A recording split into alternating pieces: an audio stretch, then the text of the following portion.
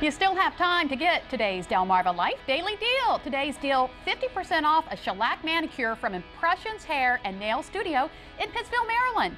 To get the deal, go to delmarvalife.com. You'll find the daily deal on the right side of our homepage. Well, studies show 1/3 of all American kids are fat. That fact is fueling new guidelines for school lunches. As a matter of fact, this fall, school cafeterias are going to have to start holding the fries and offering healthier foods. And one teacher went undercover at her school cafeteria, risked her job, and shared the unappetizing truth about school lunches. Sarah Wu put her job and stomach on the line in order to shed light on what your kids' lunchtime looks like. What bothered me so much is that so many of the students that I work with really do live in poverty and many times are relying on the school for potentially their best meal of the day. Every day for a year, that's 162 times, the Chicago School District speech pathologist bought a school lunch, starting with a hot dog and 6 greasy tater tots. She secretly snapped a photo, ate it, and then blogged about it. The chili had a dark taste to it, as if it were over-seasoned.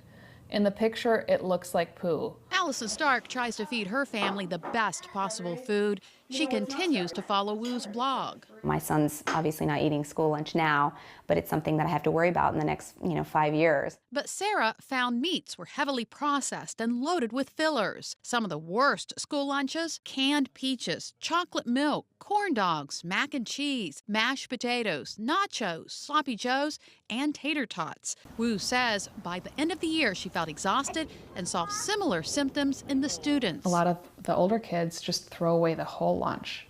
So they take the chocolate milk, they dump the whole tray in the garbage, and then they sit down with their friends and drink it.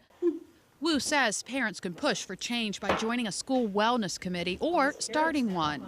Allison says she'll be the first to sign up when it's time for her son to go to school.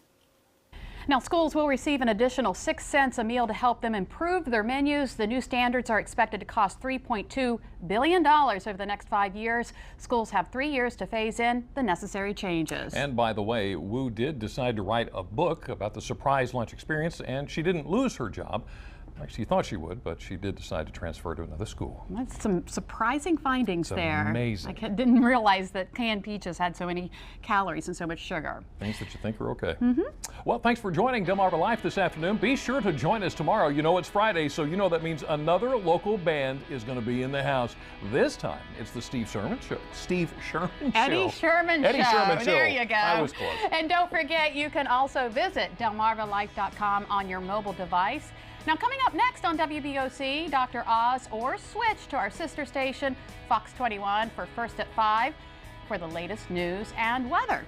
And thanks to our studio audience, by the way, for joining us today on Delmarva Life. If you'd like to find out how you can join us and be a member of our studio audience, all you have to do is visit delmarvalife.com and click on the show tab. It's fun, isn't it? You guys having fun?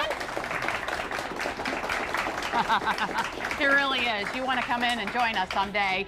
Delmarva Life, life at its best, here on Delmarva.